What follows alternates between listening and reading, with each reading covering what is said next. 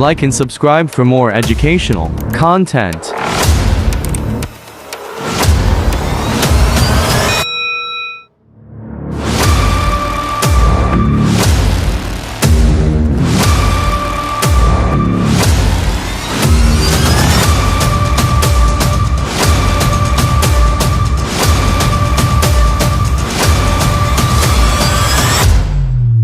કેમ છો? મજામાં? લેરી એકાઉન્ટ્સવાળા ચેનલમાં આપનું હાર્દિક સ્વાગત છે. હવે મિત્રો, લાસ્ટ ટાઈમ આપણે ભાગીદારીનું પુનર્ગઠન જે છે તેના 10મા નંબર સુધીના દાખલા જોયેલા છે. હવે આ ચેપ્ટરમાં આપણે 11મો અને 14મો દાખલો એ સ્કીપ કરવાનો છે. હવે સ્કીપ કેમ કરવાનો છે? તો એનું કારણ એ છે કે તમારી જે પેપર સ્કીમ છે એમાં આ ચેપ્ટરમાંથી એક MCQ, એક વન લાઇનર અને એક 3 માર્ક્સનો ક્વેશ્ચન પૂછાવાનો છે. તો વિદ્યાર્થી મિત્રો, જે લાંબા ક્વેશ્ચન છે એ અહીંયા કરવાની આપણે કોઈ પણ જરૂરિયાત રહેતી નથી. એટલે માર્ક્સના વેટેજના ધ્યાનમાં રાખીને આપણે અહીંયા દાખલા ગણી રહ્યા છે. તો હવે આપણે દાખલા નંબર 12, જે બહુ જ ઇમ્પોર્ટન્ટ દાખલો છે. કેમ?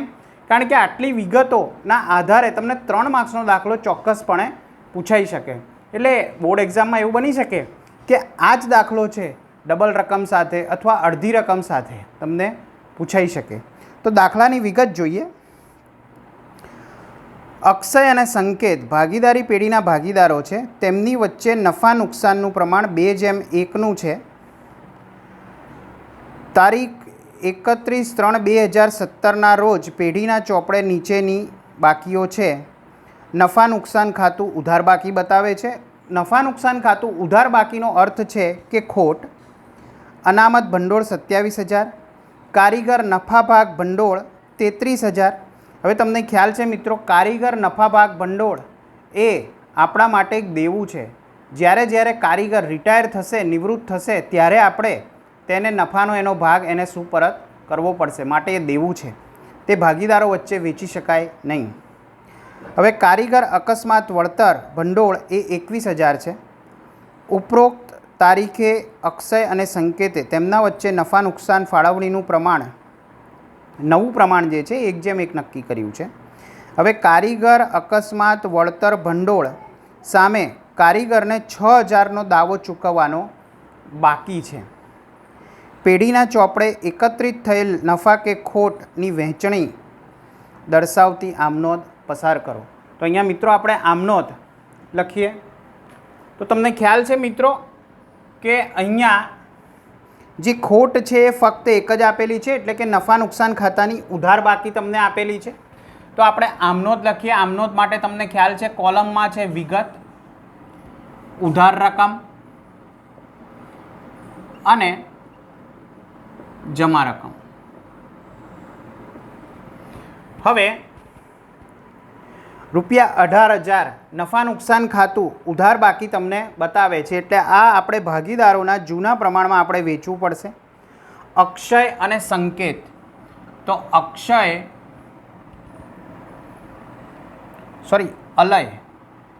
અલયના મૂડી ખાતે ઉધાર, અલયના મૂડી ખાતે ઉધાર,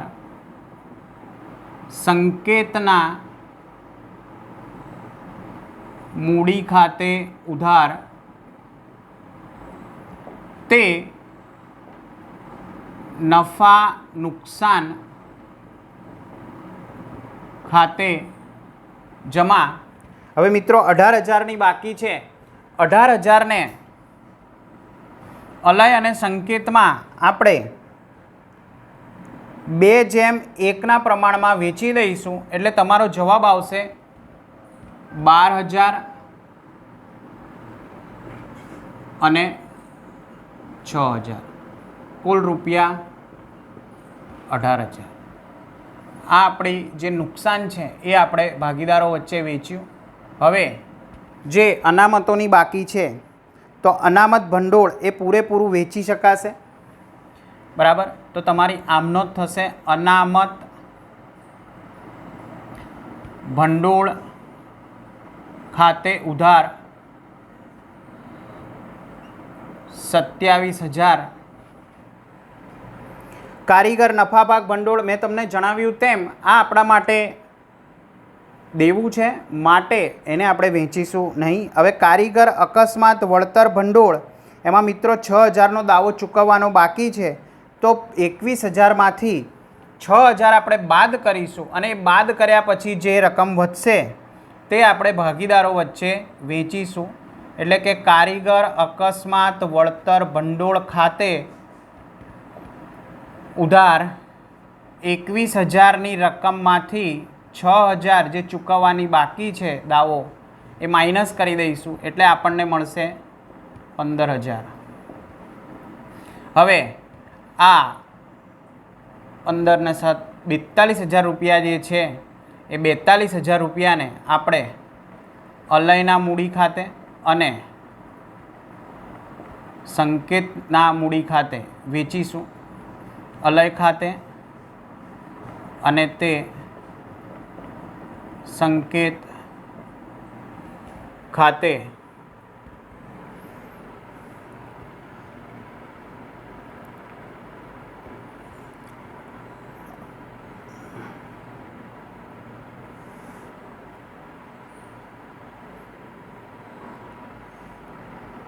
અલય અને સંકેતના નફા નુકસાનના પ્રમાણમાં મિત્રો આપણે વેચી દેવું પડશે. એટલે 42,000 ગુણ્યા 2/3, એટલે અલયના મૂડી ખાતે 28,000 અને સંકેતના મૂડી ખાતે રૂપિયા 14,000 વેચીશું. તો મિત્રો આ દાખલો ખૂબ જ સહેલો હતો અને આવી વિગતો તમને પૂછાઈ શકે છે. મિત્રો હવે આપણે દાખલા નંબર 12 પછી દાખલા નંબર 13ની શરૂઆત કરીએ. અહીં તમારે ફક્ત આમનોંધો લખવાની છે અને પુનર્મૂલ્યાંકન ખાતું બનાવવાનું છે. એટલે કમ્પેરેટિવલી 3 માર્કના દાખલામાં બે ત્રણ આમનોંધ તમને પૂછી શકે. તો આ દાખલો તમારા માટે ઇમ્પોર્ટન્ટ કહી શકાય 3 માર્ક્સ માટે. હવે અહીંયા જે પ્રમાણે વિગતો આપેલી છે તો આપણે ફક્ત આમનોંધ લખવાની છે અને પુનર્મૂલ્યાંકન ખાતું બનાવવાનું છે. પાક્કું સરવૈયું બનાવવાનું નથી. માટે આપણે ડાયરેક્ટ હવાલાથી જ શરૂઆત કરી અને જે હવાલા પુનર્મૂલ્યાંકન ખાતાને અસર કરતા હોય તેની ડાયરેક્ટ ઇફેક્ટ આપણે પુનર્મૂલ્યાંકન ખાતામાં આપી દઈએ અને તેનો નફો કે નુકસાન શોધી નાખીએ. હવે મિત્રો પહેલી આમનોંધ છે કે પહેલો જે હવાલો તમને આપેલો છે કે જમીન મકાનની કિંમત 10%થી વધારવી. હવે જમીન મકાનની કિંમત 1,40,000 છે. તો મિત્રો આમનોંધ શું થશે? 14,000 રૂપિયાનો વધારો થશે. એટલે જમીન મકાન ખાતે ઉધાર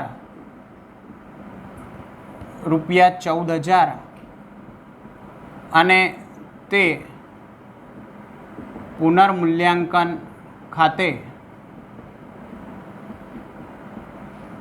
મિત્રો એકવાર આપણે આમનોંધો લખી નાખીએ તે બાદ તેની ડાયરેક્ટ આપણે ખતવણી પુનર્મૂલ્યાંકન ખાતામાં કરીશું.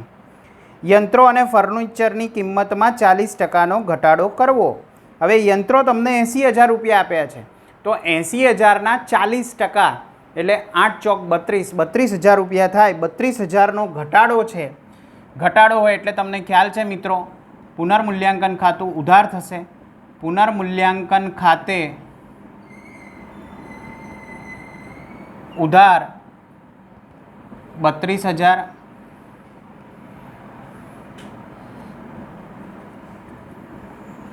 32,000 જે છે તમારા યંત્રોના છે. અને બીજી પણ એક રકમ અહીંયા લખી જ દઈએ. કમ્બાઇન્ડ એન્ટ્રી લખીશું આની. યંત્રોના 32,000 ઘટાડવાના છે, જ્યારે ફર્નિચર 3 ચોક 12,000 રૂપિયા ઘટાડવાના છે. એટલે પુનર્મૂલ્યાંકન ખાતે ઉધાર 44,000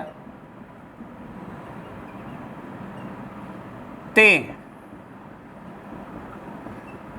યંત્રો ખાતે જમા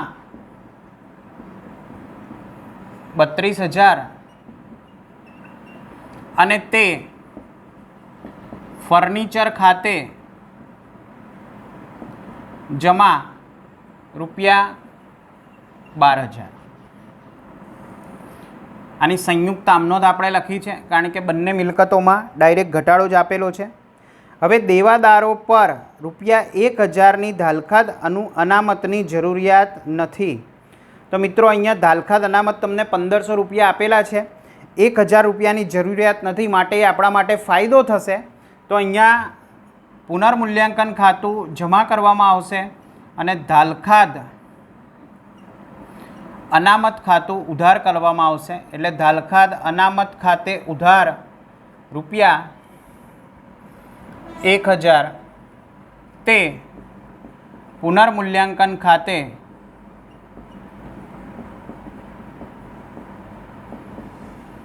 ₹1000. હવે મિત્રો ચોથી આમનોંધ, સ્ટોકમાં ₹1500ના મરામત ખર્ચની જરૂર છે. સ્ટોક મિત્રો 31,500 પાકા સરવૈયામાં આપેલું છે તમને, અને એમાં એવું કહે છે કે ₹1500 સ્ટોકમાં મરામત ખર્ચ જોઈએ છે. એટલે આપણા સ્ટોકની કિંમત એટલી ઘટી જશે, માટે આપણા માટે ખોટ કહેવાશે. તો અહીંયા આમનોંધ તમારી થશે પુનર્મૂલ્યાંકન ખાતે ઉધાર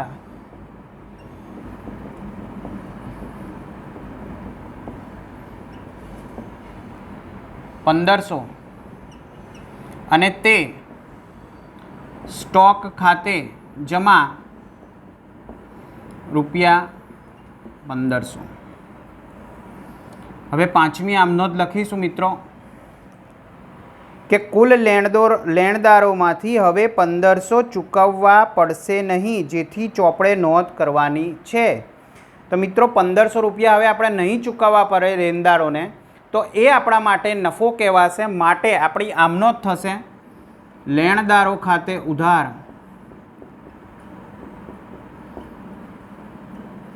₹1500 અને તે પુનર્મૂલ્યાંકન ખાતે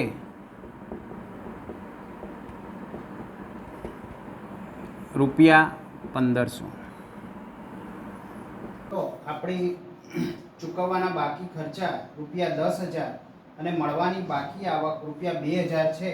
તો છઠ્ઠી આમનોંધમાં આપણે લખીશું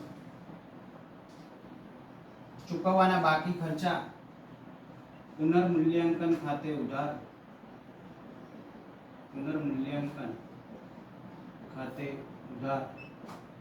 અને તે ચૂકવવાના બાકી ખર્ચા ખાતે ₹10,000.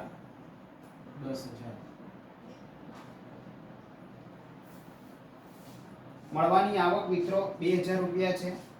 એટલે આપણી આમનોંધ થશે મળવાની બાકી આવક ખાતે ઉધાર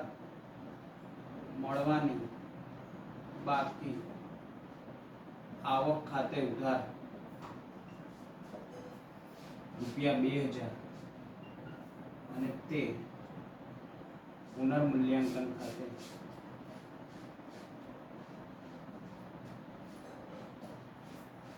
₹2000.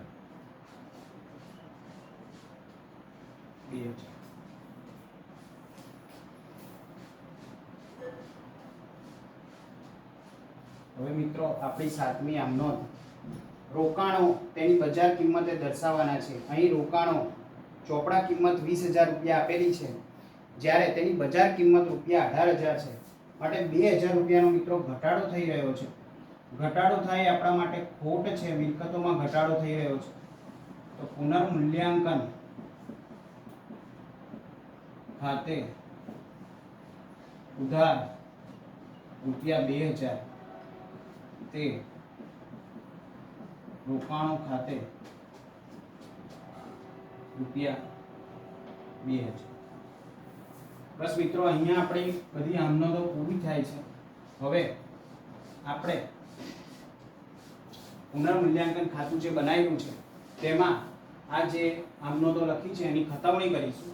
તો પહેલું છે જમીન મકાન ખાતે, તે પુનર્મૂલ્યાંકન ખાતે. એટલે અહીં જમીન મકાન ખાતે ₹14,000. પુનર્મૂલ્યાંકન ખાતે ઉધાર તે યંત્રો અને ફર્નિચર ખાતે. તો અહીં આપણે લખીશું યંત્રો ખાતે અને ફર્નિચર ખાતે રકમ છે 32,000 અને 12,000. ત્રીજી આમનોંધ છે ધાલખાદ અનામત ખાતે ઉધાર તે પુનર્મૂલ્યાંકન ખાતે જમા, એટલે ધાલખાદ અનામત ખાતે રૂપિયા 1,000. પુનર્મૂલ્યાંકન ખાતે ઉધાર તે સ્ટોક ખાતે, તો અહીંયા આપણે પુનર્મૂલ્યાંકન ખાતાની ઉધાર બાજુમાં લખીશું સ્ટોક ખાતે રૂપિયા 1,500. હવે પાંચમી આમનોંધ લેણદાર ખાતે ઉધાર તે પુનર્મૂલ્યાંકન ખાતે જમા, તો લેણદારો ખાતે રૂપિયા 1,500. પુનર્મૂલ્યાંકન ખાતે ઉધાર તે ચૂકવવાના બાકી ખર્ચ ખાતે, ચૂકવવાના બાકી ખર્ચ ખાતે રૂપિયા 10,000. મળવાની બાકી આવક તે પુનર્મૂલ્યાંકન ખાતે જમા, એટલે મળવાની બાકી આવક ખાતે રૂપિયા 2,000. સાતમી આમનોંધ પુનર્મૂલ્યાંકન ખાતે ઉધાર તે રોકાણો ખાતે, રોકાણો ખાતે રૂપિયા 2,000. એમ મિત્રો આપણે જે 7 આમનોંધો લખી છે એની આપણે ખતમણી પુનર્મૂલ્યાંકન ખાતામાં કરી દીધી છે. હવે આપણે પુનર્મૂલ્યાંકન ખાતાનો નફો કે ખોટ શોધીએ અને ભાગીદારો વચ્ચે વેચીએ. તો અહીંયા જોઈને આપણને ખ્યાલ આવે છે મિત્રો કે અહીંયા 32, 12, 10 એવી મોટી રકમો છે, એટલે ઉધાર બાજુ વધુ છે. તો ઉધાર બાજુનો સરવાળો પહેલા કરી લઈએ. 2,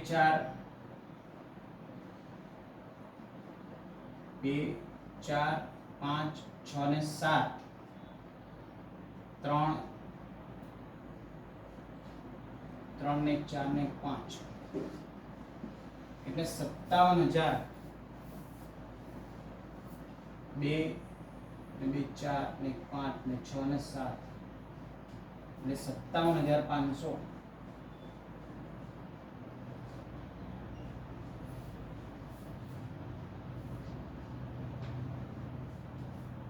હવે એ 57,500 ને 57,500 ને આપણે જમા સાઈડમાં 14, 15, 16, 17, 18, 18,500 બાદ કરીશું મિત્રો, એટલે 39,000 રૂપિયા આવશે. હવે આ 39,000 રૂપિયાને આપણે 5:3 ના પ્રમાણમાં વેચીશું. 39,000 ગુણ્યા 5 ભાગ્યા 8, એટલે 24,375 સાજનના ખાતામાં અને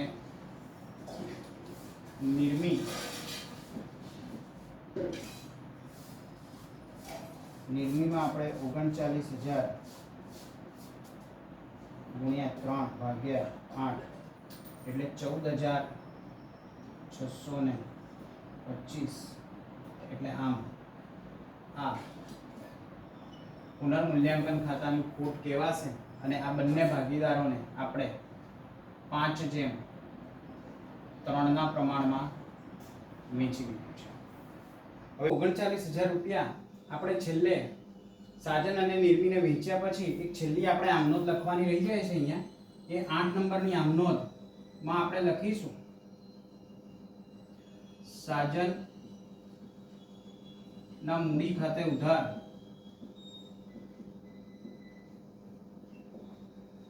નિર્મી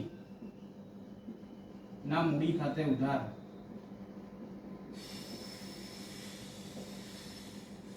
તે પુનર્મૂલ્યાંકન ખાતે જમા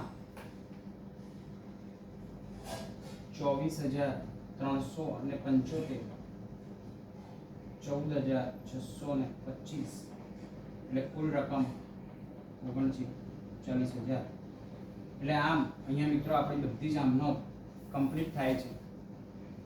હવે આપણો આ 13મા નંબરનો દાખલો સંપૂર્ણ 8 આમનોધ સાથે અને પુનર્મૂલ્યાંકન સાથે કમ્પ્લીટ થાય. આપણા અહીં પુનર્ગઠન જે ચેપ્ટર છે એ પૂરું થાય છે, પરંતુ મિત્રો તમને ખ્યાલ છે કે આપણે એક બે દાખલા સ્કીપ કર્યા છે. હવે જે દાખલા આપણે સ્કીપ કર્યા છે એનો મતલબ એ નથી કે આપણે કરવાના જ નથી, બરાબર છે. એ જ દાખલાઓનું રિપીટેશન આગળ પ્રવેશમાં ચોક્કસપણે થઈ જ જાય છે. એમાં જે વિગતો આપેલી છે એ બધી જ વિગતો તમે ત્યાં બહુ જ ઇઝીલી સમજી શકશો. આપણે પુનર્ગઠન જે ભાગીદારીનો પ્રવેશ છે એમાં પૂરેપૂરા બધા જ દાખલાઓ જોવાના છે, એટલે પુનર્ગઠન એમાં સમાવિષ્ટ થઈ જ જશે. એટલે મિત્રો એ વાતની ચિંતા કરવાની જરૂર નથી. હવે મિત્રો ખાસ તમને કહેવાનું કે જે પ્રમાણે વેટેજ આપ્યું હોય એ પ્રમાણે જ તમે ચેપ્ટરની તૈયારી કરશો તો તમારા મેક્સિમમ માર્ક્સ આવી શકશે. હવે અહીંયા મને એક બહુ નાની વાર્તા યાદ આવે છે કે એક વ્યક્તિ જ્યારે એક ગામમાં દુકાળ પડે છે તો એ ત્યાં જઈને એમ કહે છે કે લાવો મિત્રો, હું તમારા જમીનમાં ખાડો ખોદીશ અને તમને પાણી કાઢી આપીશ. હવે મિત્રો એ એક વ્યક્તિ એ ખાડો ખોદે છે, 10 ફૂટ ખાડો ખોદે છે, પાણી નથી નીકળતું. પછી એ બીજી બાજુની જગ્યા ઉપર 10 ફૂટ ખાડો ખોદે છે પણ ત્યાં પણ પાણી નથી નીકળતું. પછી એ ત્રીજી જગ્યા ઉપર જઈને 10 ફૂટ ખાડો ખોદે છે પણ ત્યાં પણ પાણી નથી નીકળતું. હવે એ 30 ફૂટ ખાડો ખોદીને પણ કંટાળી જાય છે અને કહે છે કે આ માટી ખરાબ છે, આમાંથી આ જમીનમાંથી કોઈ દિવસ પાણી નીકળી શકે નહીં. તે વ્યક્તિ ત્યાંથી જતો રહે છે. હવે જ્યારે બીજો વ્યક્તિ ત્યાં આવે છે એ સરપંચની પરમિશન માંગે છે કે મને પણ એક ચાન્સ આપો, હું તમને પાણી લાવી આપીશ. સરપંચ કહે છે સારું પહેલાં તમે કરી આપો. હવે મિત્રો એ 10 ફૂટ ખાડો ખોદે છે, બીજો વ્યક્તિ 10 ફૂટ ખાડો ખોદે છે. હવે ત્યાં પાણી નથી નીકળતું. તે પાછું એની એ જ જગ્યા ઉપર 10 ફૂટ ખાડો ખોદે છે તો પણ પાણી નથી નીકળતું. વ્યક્તિ પાછો તેને તે જ જગ્યા ઉપર બીજો 10 ફૂટ ખાડો ખોદે છે, એટલે 30 ફૂટે ખૂબ સારું પાણી આવી જાય છે, બરાબર. પાણીના ફુવારા છૂટી નીકળે છે.